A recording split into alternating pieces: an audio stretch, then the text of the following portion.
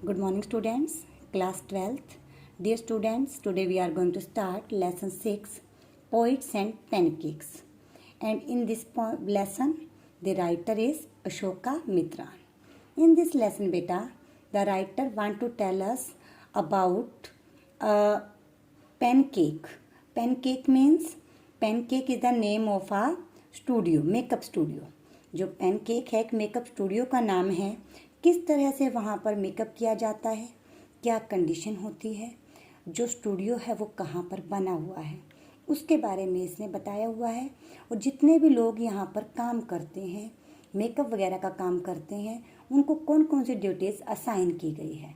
यानी कि जो मेन किसी मूवी के हीरोज़ होते हैं, हीरोइन होती हैं, उनका मेकअप कौन करता है, जो जूनियर आर्टिस्ट होते हैं उनका मेकअप किस तरह से किया जाता है, वो सारा इस लेसन में बताया गया है. Firstly we talk about the author. Ashoka Mitran, a Tamil writer, recounts his years at Gemini Studio in his book My Years with Bose, which talks of the influence of movies on every aspect of life in India. इसमें बताया गया है, याद करता है अशोका मित्रान कि उसने एक बुक लिखी है my years with boss. Gemini studio के बारे में है ये. कहते हैं कहीं ना कहीं जो मूवीज़ हैं वो हमें अट्रैक्ट करती हैं.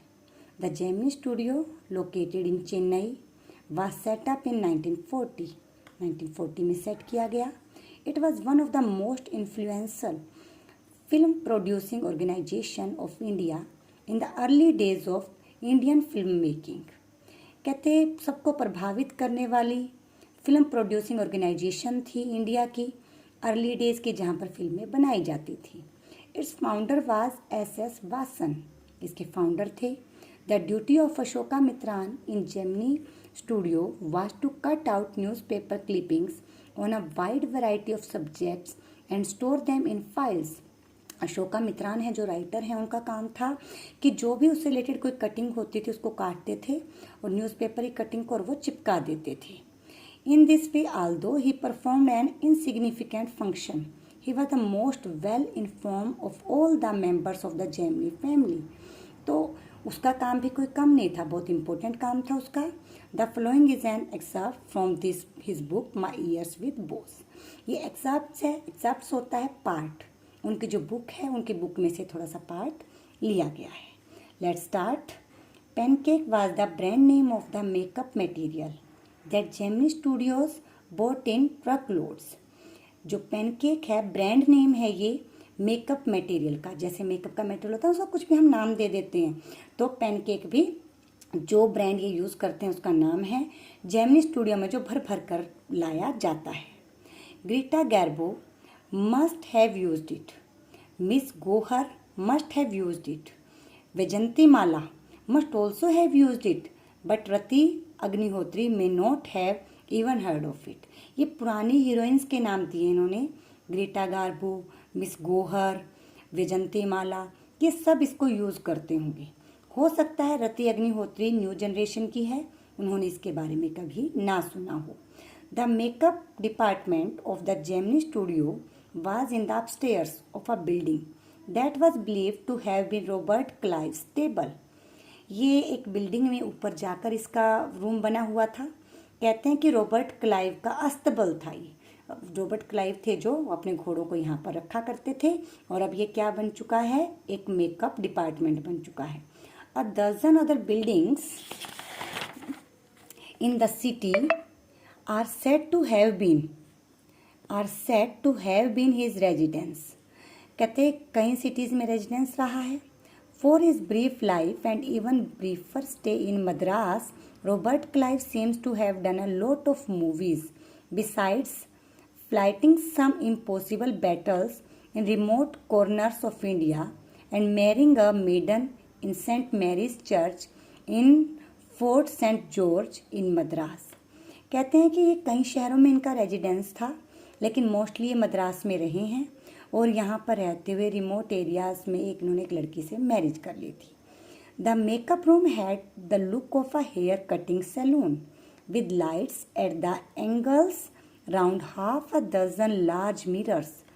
जहाँ पर हेयर कटिंग का सैलून रूम बनाया गया है वहाँ पे हाफ डजन के करीब लाइट जलती रहती हैं। दे वर ऑल इनकैंडेंस्ड लाइट, जैसे कि पहले जलाते थे ना बड़ी बड़ी मशालों टाइप में लाइट जलती हैं। So you can imagine the fiery misery of those subjected to makeup. Makeup करवाना कितना मुश्किल होगा जहाँ पे मशालें जल रही हों। The makeup department was first headed by a Bengali who became too big for a studio and left। एक बंगोली ने सबसे पहले शुरू किया था और बाद में उसने इसको छोड़ दिया था। He was succeeded by a Maharashtrian who was assisted by a दरबार कनिडिगो। तो दरबार के द्वारा ये असिस्ट किया जाता था।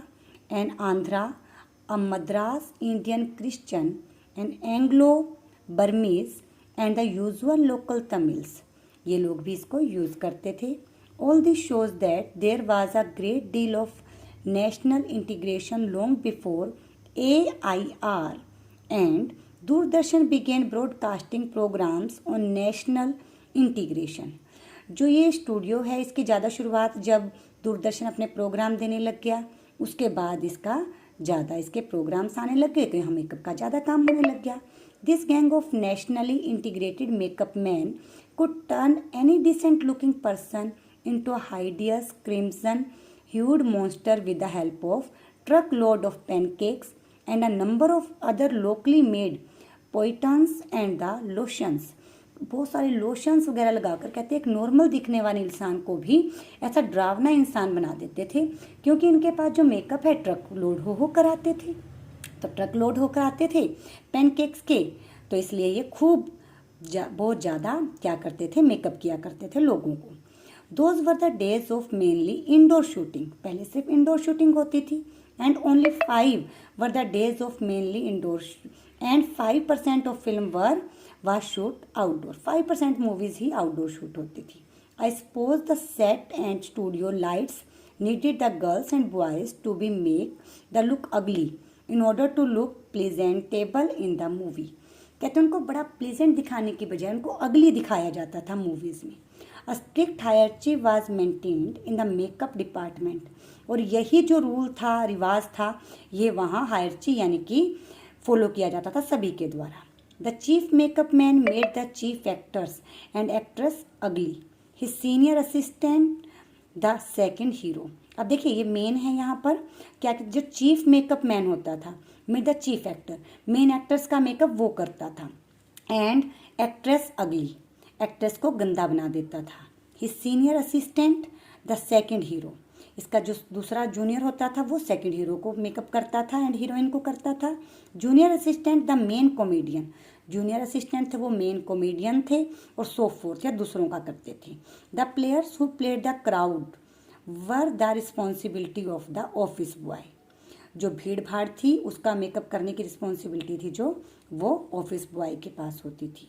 Even the makeup department of the Gemini studio has an office boy, Gemini studio में एक ऑफिस बॉय भी था। On the days when there was a crowd shooting you could see him mixing his paint in a giant vessel. कहते जब वहाँ पर ज़्यादा भीड़ होती थी, बहुत ज़्यादा लोगों का मेकअप करना होता था, तो बड़े बड़े वेसल लेता था वो मेकअप करने के लिए। एंड क्या करता था, slapping it on the crowd player, उनके ऊपर थोप दिया करता था, यानी कि लेप देता था उनके ऊपर वो सारा makeup. The idea was to close every pore on the surface of the face in the process of applying makeup. उसका काम होता था सिर्फ उसको मेकअप लगाना है, कैसे हो रहा है कैसे नहीं उसको कोई मतलब नहीं था। He was not exactly a boy, he was in early 40s। अब उन्होंने कहा है कि क्या होता था, एक ऑफिस बॉय होता था। कहते लेकिन वो असलियत में बॉय नहीं होता था, 40 ईयर्स के नियर अबाउट का एक आदमी होता था। तो कहते a star actor on a top screen writer, director, lyrics writer, he was a bit of poet. तो कहते हैं कि इसमें जो मेन बॉय था वो क्या था, स्क्रीन राइटर भी था, डायरेक्टर भी था, लिरिक भी था और साथ में एक पोइट भी था। फ्रॉम देयर बेटा you have to read this lesson. Thank you. Have a nice day.